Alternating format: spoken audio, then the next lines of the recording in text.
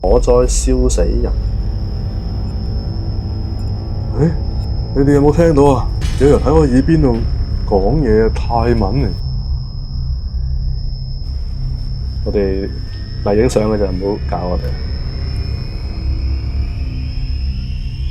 呢度係大房啦，咁我哋都鞠咗個躬，尊重返先人。哇！轉頭可能要去啲四面佛嘅廟度行一個圈先啊！真係發生嗰啲靈異嘅事件。以下影片由 Sally 贊助。準備落機啦，換返張 SIM 卡先。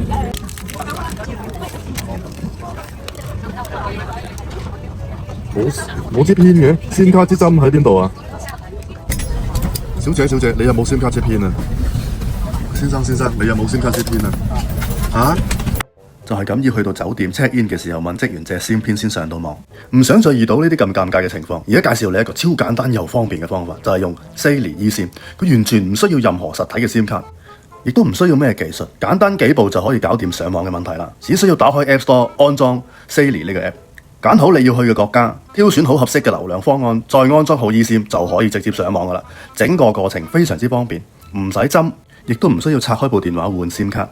咁方便又實用，你仲等啲咩啊？即刻去以下嘅連結 sally.com/HongKongUrbisMan 下載 Sally eSIM，輸入我嘅優惠碼 HongKongUrbisMan， 仲即刻享有85折嘅優惠，出國上網冇難度啦嘛！大家好啊，歡迎瀏覽香港廢人嘅頻道啊！今次係帶大家衝出香港，去到泰國嘅曼谷探訪一間非常之出名嘅恐怖醫院啊！非常之鬧鬼嘅，咁喺當地都數一數二嘅。咁啊，地方就喺一個曼谷嘅沙方嘅地方啊。好，大家見到呢間嘢其實叫老長發醫院咧，泰文啊當然唔識讀啦嚇。咁啊，大家可以見到街景附近其實都係一個舊區嚟嘅。好，咁我哋開始探索啦。我哋入到去一個唔係太清楚係咩嘅地方。應該可能係主樓嚟嘅，或者係一個 reception。咁啊，呢度好多玻璃，大家都小心整親隻腳。見到呢度有個粉筆嘅黑板，咁啊，全部泰文，當然唔知係寫咩㗎啦。咁現場都非常之光猛，但係都日久失修。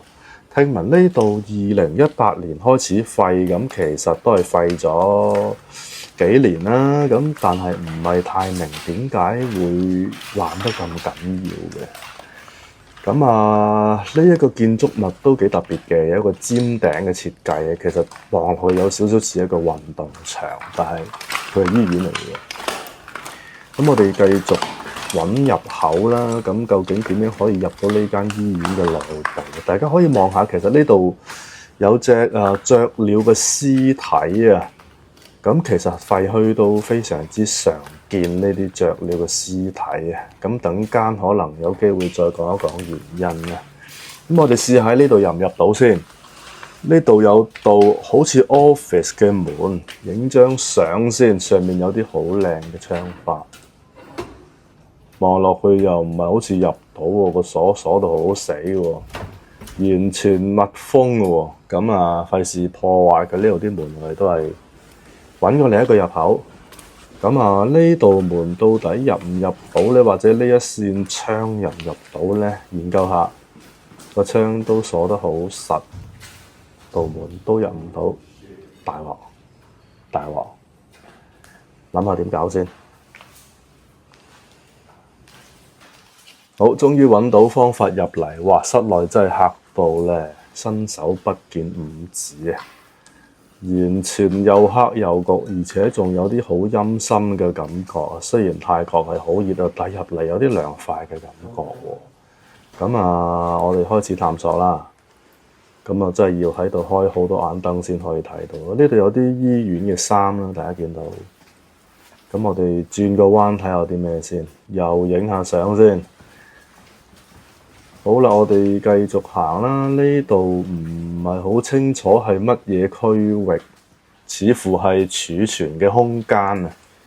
因為大家都見到應該唔係俾醫院病人入到嚟嘅地方嚟嘅，呢啲裝修好似好求其咁樣嘅。好，咁入到又一個伸手不見五指嘅地方啦，有個電視喺度，非常之古舊嘅電視。你話俾我聽，佢2018年開始廢呢啲電視，都似30-40年前。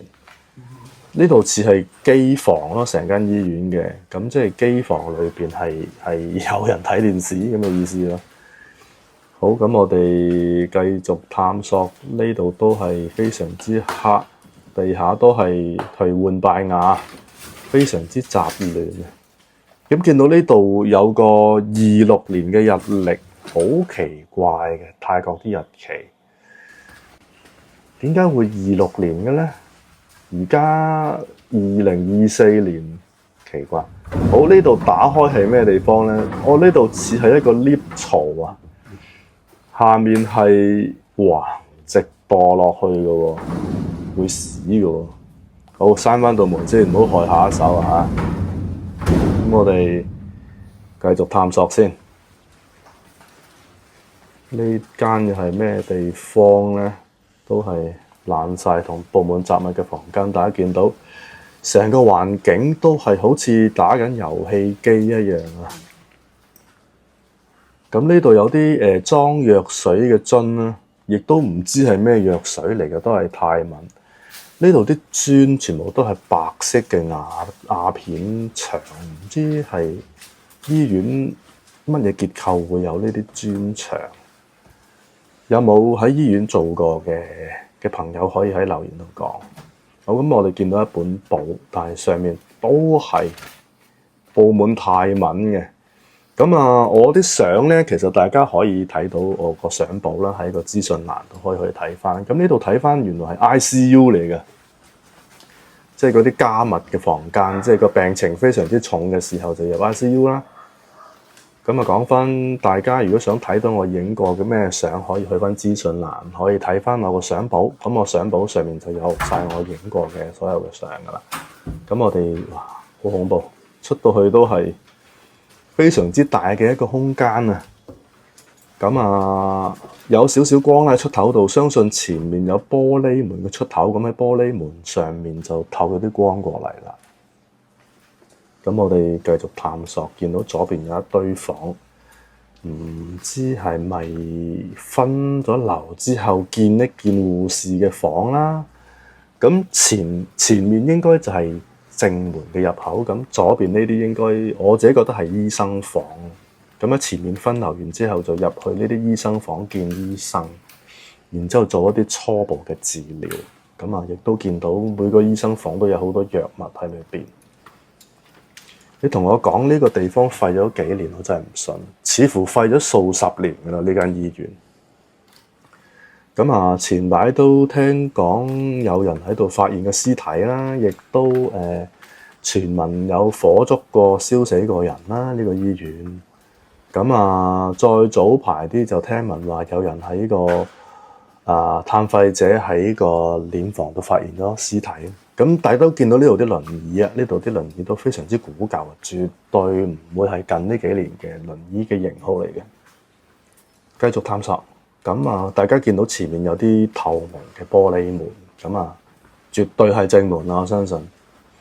咁右邊嗰啲應該就係嚟登記嘅地方啦，一入院登記嘅地方啦，好似聽到有啲怪聲。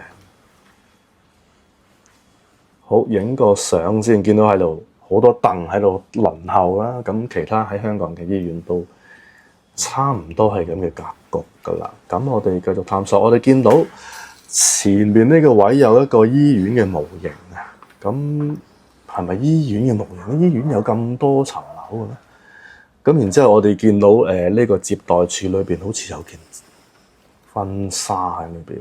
點解接待處有婚紗喺裏邊？成件事好恐怖。咁呢度唔知係咪接待處隔離嘅攞藥嘅地方？咁我哋繼續探索啦。咁啊，咁暗嘅地方絕對少唔到要燈嘅，仲要好多盞燈添啊！喺呢度先可以睇清楚呢度嘅環境。咁呢度有啲架，似乎係藥架嚟嘅。咁呢度應該可能係藥劑部。即係登記啊、攞藥啊嘅地方。咁我哋見到有啲錄音帶喺度，隔離就係頭先所講嘅婚紗。點解喺呢個位置有婚紗？咁啊，今日我哋有我哋嘅嘉賓參加我哋嘅體育探索，見到大量嘅蜘蛛網，我哋要踢一踢開啲蜘蛛網先可以繼續行啊！如果唔係就會黐晒落個身度。亦都見到有好多模型屋喺附近。咁亦都有個貼咗紙嘅泰文喺度，唔知係咪廁所嘅物體。咁大家可以睇翻我影嘅相，然之後話翻俾我聽，究竟呢個地方係咩地方？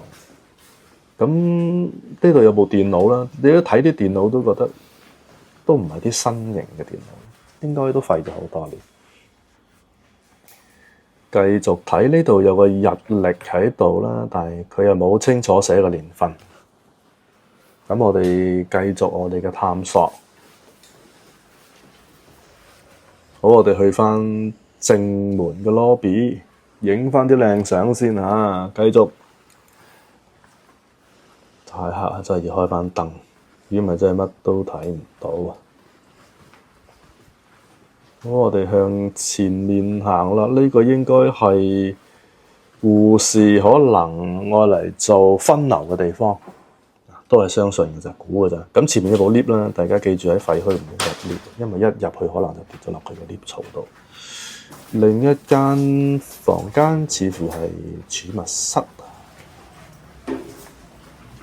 咁頭先塊牌上面就寫住專科門診嘅地方嚟嘅。咁我哋繼續探索先。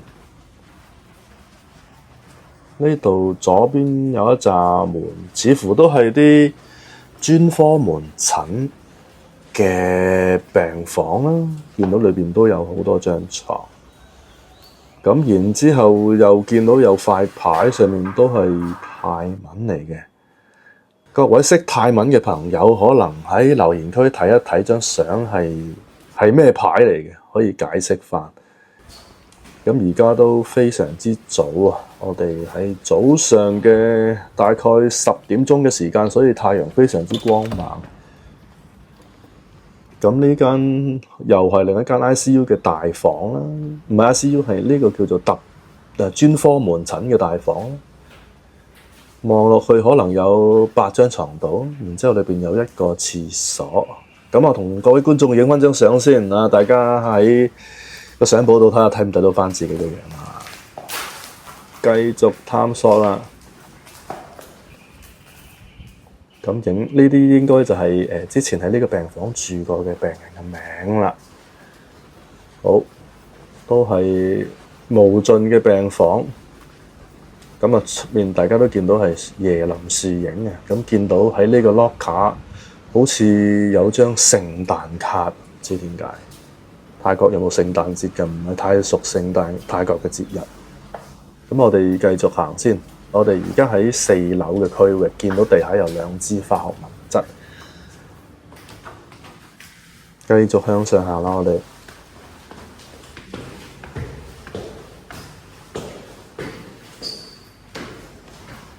好攰啊！孭住非常之重嘅書包，戴住一個非常之厚嘅口罩，咁始終喺廢墟嘅廢氣都係不可以吸嘅，因為啲毛會喺個肺度咧生出嚟嘅。咁啱啱睇到呢間房有啲嬰兒床喺裏邊喎，咁似乎呢個 section 就係for 嬰兒嘅啦，嬰兒病房。咁見到啲床都非常之細嘅嬰兒嘅病床啦，咁呢間都係，呢啲都係嬰兒嘅床。咁都呢間又有啲奇怪喎，擺晒啲凳喺裏邊。裏邊有啲好靚嘅樽，呢啲裝藥嘅樽都幾靚。又有一張嬰兒床，我哋見到非常之小巧嘅嬰兒床。繼續探索，咁都係非常，有聲喎！大家等一陣啊！呢度有個好奇怪嘅2個月嘅符號，唔知係咩嚟。咁呢間房又好似有啲人居住過，地下鋪咗一啲地鋪喺度。好，咁我哋繼續行。非常之光猛，呢個廢墟非常之光猛，好少可，通常都會係封晒啲窗嘅。咁呢個就冇封到。咁呢張相都係啦，大家喺相簿度可以睇翻，落翻俾我睇下咩。咁呢度有塊鏡啦，咁即係見到塊鏡，有時都要自戀下啦，影下唔同嘅姿勢。咁呢啲相就好似冇擺喺相簿，有興趣嘅話可以DM 下我攞咯。好，我哋繼續探索。咁呢個位置因為非常之光猛，所以好熱。咁喺呢個位置都見到有啲錄影帶啊。大家個年代有冇錄影帶呢？如果你話俾我聽7年前仲係有錄影帶嘅話，我唔信嘅。咁所以我覺得呢個醫院應該起碼都荒廢咗20-30年以上。咁呢度見到有啲呢間醫院嘅標誌嘅樽啦，大家見唔見到有隻雀鳥喺度飛下飛下？咁好多時呢啲雀仔其實飛咗入廢墟之後咧，佢哋就唔會揾得翻個出口，因為咁然之後佢哋就會喺間醫院度飛，無限咁飛到自己餓死嘅位置。其實有好多時我哋去廢墟都會有相同嘅感覺嘅，就係我哋入咗去之後揾唔翻個出口。有啲奇怪嘅聲音，大家等一陣啊，細聲行先，究竟係咩聲？好，唔理啦，我哋繼續啦。頭先所講啦，都喺啲廢墟度，有好多時入完之後係揾唔翻出口咧，咁我哋都會喺裏邊迷路，因為裏邊有一啲特別嘅磁場咧，真係會影響人嘅思考嘅，有時。好，另一個非常光猛嘅地方，咁好彩呢個廢墟夠光猛，咁就見到好多樽喎，只係橙汁汽水嘅樽，但係唔係芬達尼，係泰國牌子嘅橙汁汽水。個形狀非常有趣，好似一個燈膽咁樣。好似一個酒樽咁樣，我哋以前中國古代少少嘅酒樽就係咁樣。咁呢度有個類似好似收銀機嘅物體，但係唔太清楚係咩嚟。OK，呢度有個廁所。咁同埋呢啲係咩嘢儀器咧？會唔會係？我真係唔太清楚，係咪血壓計嗰啲咁嘅嘢，定係心電圖啊？只係心電圖或者係一啲 mon 住心跳嘅儀器啊，擰咗2下都唔知係咩。咁繼續睇翻頭先嗰啲橙汁汽水 Orange Tina 唔識讀，睇唔到係 I 定 T 嚟嘅嗰個。廢墟都有好多雪櫃嘅，究竟雪櫃裏邊有冇人頭咧？冇嘅。但係喺廢墟打開嘅雪櫃，通常都非常之臭嘅，因為有機會有啲物件喺裏邊擺咗好多年。咁呢度有個痰罐，定係可能大家叫屎塔啦。泰文唔知係咩嘅。係啦，要俾啲病人去便溺嘅啦。咁我哋喺呢邊繼續探索。咁呢間醫院都非常之大嘅，有香港正規醫院咁大啦。咁我哋繼續揾路啊！頭先蕩失咗一陣路，係完全鬼打牆咁喺幾層樓裏邊係咁重複咁樣行。咁我哋剪走咗嗰啲地方。咁我哋繼續探索呢一層，希望冇嚟過嚇，因為真係望來望去都係嗰啲嘢咧，搞到亂晒個人，同埋。真係廢墟有啲特別嘅磁場。好，呢度有個特殊嘅架喺度啦，咁我哋可以用呢個架嚟做標記。好似有啲聲開始有。喺呢個醫院成日會聽到啲奇怪嘅聲，咁希望唔會有啲咩靈異嘅事件發生嘅。我哋又見到地上面有啲雀鳥嘅屍體啊。咁頭先都講，其實啲雀仔如果唔小心喺其中一個窗口捐入嚟，係唔會走得到嘅。又感覺到有啲好陰涼嘅氣氛喺呢個位置，係乜嘢嚟嘅咧？又係呢種牆喎，呢種牆瓷磚白瓷磚牆係乜嘢嘅地方咧？咁見到頭先有一紮病房啊，但係點解呢啲病房嘅裝修格局同頭先相差咁遠嘅咧？唔通唔係生存緊嘅病床？可能唔係課生存緊嘅病人？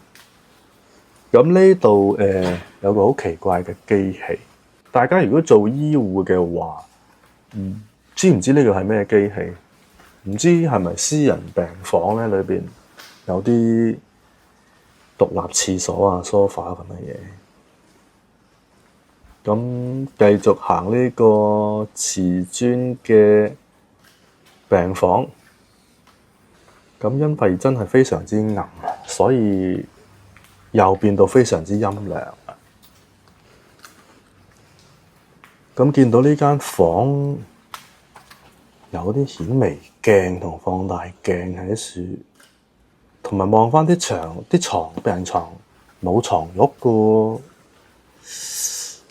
奇怪啦，似乎係咪接近有啲接近殮房喎？可能呢間房係用膠封過之前，咁可能開始頭先嗰啲都係解剖嘅房間嚟嘅喎，似乎係即係我嚟俾啲法醫解剖可能，咁又係呢啲格仔瓷磚房，哇，好陰森呢間房，而且仲有好大聲嘅音樂。咁好啦，我哋應該見到呢格係儲存遺體嘅殮房嚟㗎啦，有兩格啦，我哋見到呢度。但係點解咁大間醫院得兩格殮房咧？大家見到喺殮房伸出嚟嗰條鐵其實係一條軌道嚟嘅，咁上面應該裝住一個櫃桶啦，咁拉出嚟嘅時候，可能係俾人係咪瞻仰個遺容嘅時候咧嘅櫃咧？呢啲因為正常嘅醫院就應該係多好多櫃喎，冇理由得兩格，所以呢兩格有機會係愛嚟俾啲人嚟瞻仰遺容啦。咁我哋見到呢度都有兩格啦，都係兩格嚟嘅。咁前面有個花，可能之前啲人可能嚟紀念佢哋嘅先人，同埋個殮房上面有個 meter， 咁應該係講返佢，哇，好恐怖！突然之間盞燈好似壞一壞咁樣，哇！繼續探索，我哋去返一啲光猛少少嘅地方。啲音樂越嚟越大聲啦，究竟前面係咪有人住？我哋安靜少少，唔好發出聲音，通過呢個位置先。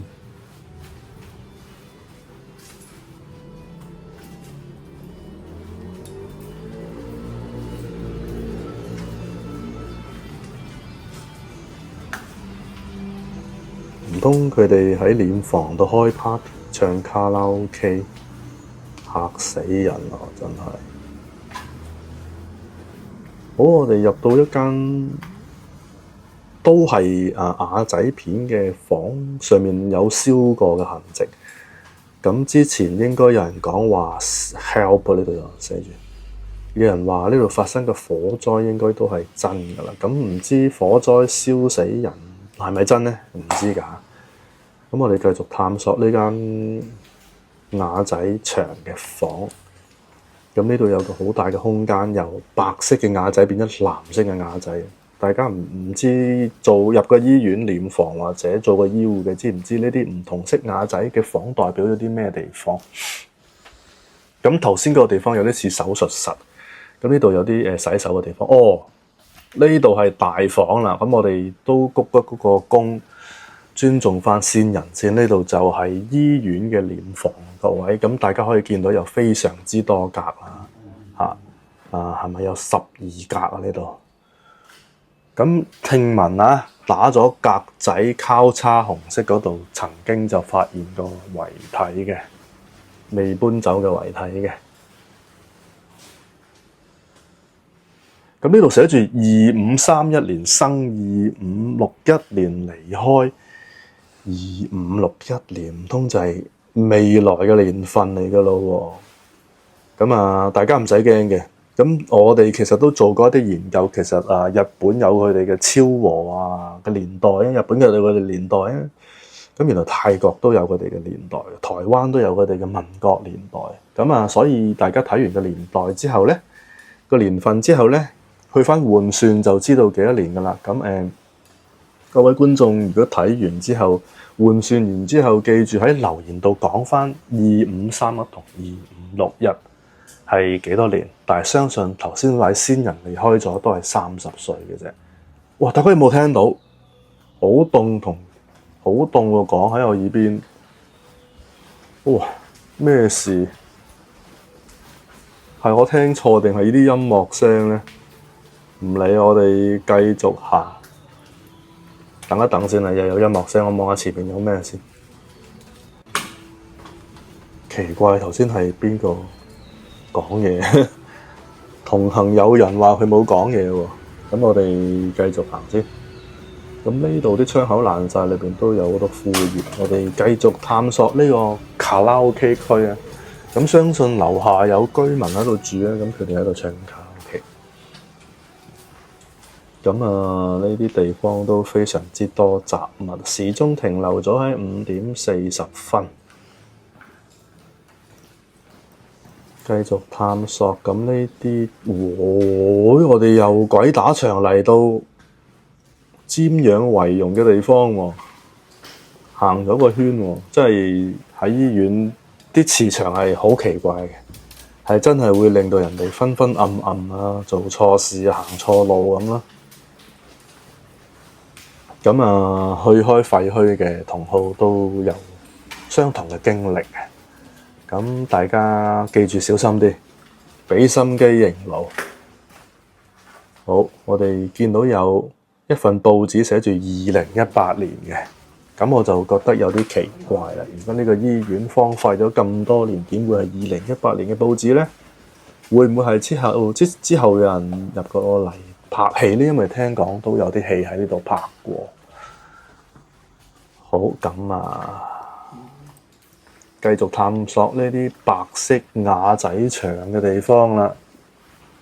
咁我哋離開咗白色瓦仔牆嘅空間，去到正常醫院嘅地方啦。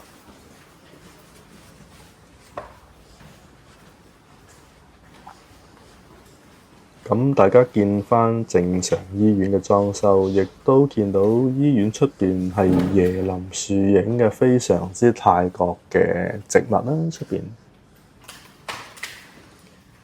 咁離開咗幽暗嘅地方，喺呢啲光燦燦嘅地方，個心就比較舒服啲啦。好，我哋影下相散下心先。其實呢個廢墟都非常之大同埋靚，大家可以有機會嘅都經開曼谷嘅都可以過嚟探索下。不過泰國嘅廢墟係有好多人唔敢嚟，因為都比較多靈異嘅。咁呢間應該係護士房嚟㗎啦，我哋覺得係啊。繼續探索，繼續探索，繼續探索啦！呢啲係咩嚟嘅咧？都生晒鏽，點解會喺呢度有張病床？淨係得一張嘅啫。又去咗瓦仔白色瓦仔牆嘅地方。呢度應該係咪啲病房出邊嘅等候室？我哋又鬼打牆迷咯！我到底而家去緊邊層都已經冇乜概念啊！我哋繼續探索。咁然之後咧，上啦，繼續上。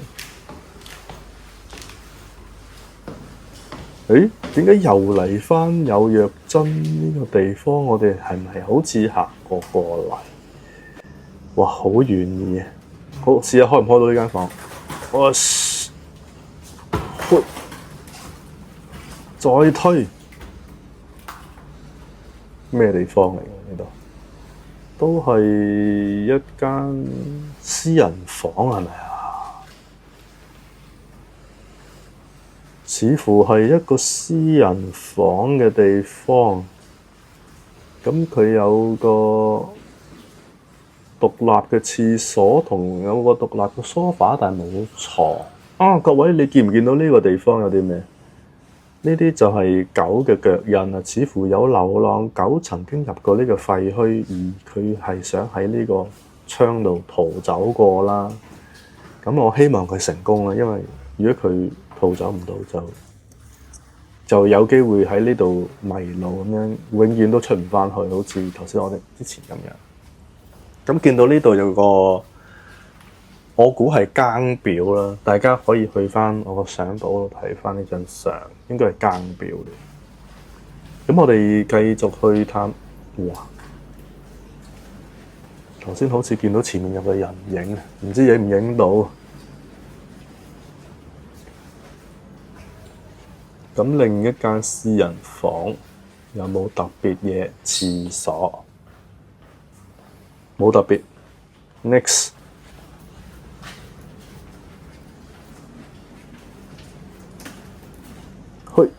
嘿喲，黑掹掹喎呢間，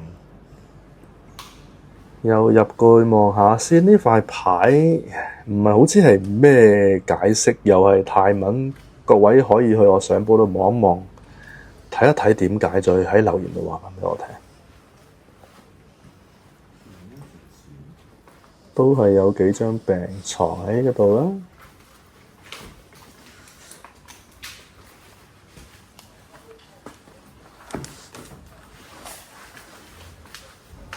呢度門開入去睇下先，廁所嚟嘅啫，冇乜特別。下一下，好，返返出去先。哇！突然之間呢啲好光猛嘅地方，覺得好熱啊！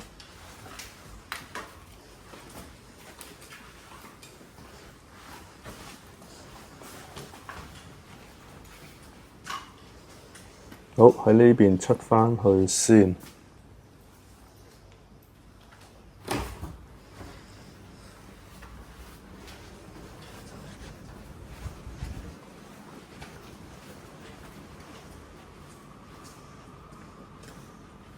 呢度非常之光猛啊！似乎呢個地方似乎係大房啊，裏邊都非常之大。呢啲應該係咪護士房呢？似係護士房喎，定係呢間木嘅先係護士房呢？唔清楚，因為都係寫住泰文。大家可以喺我相簿度睇返啲泰文點解，之後喺留言度話返俾我聽。咁呢度有啲打卡嘅地方啦，見到即係返工打卡嗰啲打卡啦。咁隔離就又係一堆病床啦。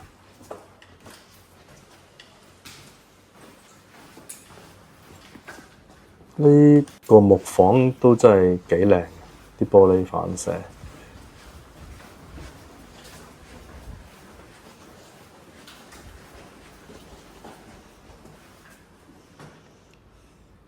喺黑啲嘅地方呢，因為今次用 iPhone 亦拍片，所以都好大 noise 同埋好震啊！咁希望大家多多包涵。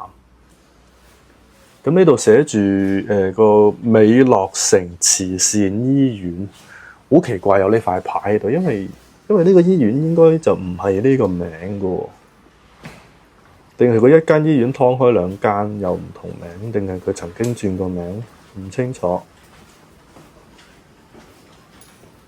因為就算我哋用中文好、英文好，甚至乎用泰文去 search 呢間醫院，其實留低嘅資訊都唔多嘅，都係得幾個文章嘅啫。咁都係關於一啲探索者講話呢度非常之靈異咁樣嘅啫。咁同埋頭先所講嘅一啲報道啊，有啲人喺度燒死過啊，有啲人喺度靈探啊呢啲嗰啲咧。咁呢個位又有音樂聲，哇！雞啼無端端嚇一嚇個心都嚟一嚟。靜一靜啊！呢度唔知出邊有冇人，望一望咩料先。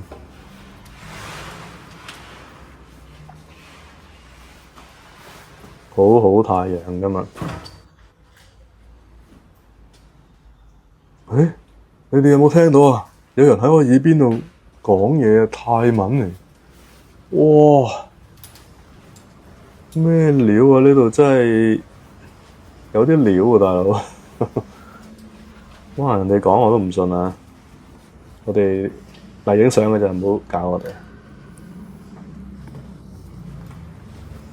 好，咁我哋繼續影相，繼續拍片，心無雜念啊！波耶菠蘿咪，出去影個相先。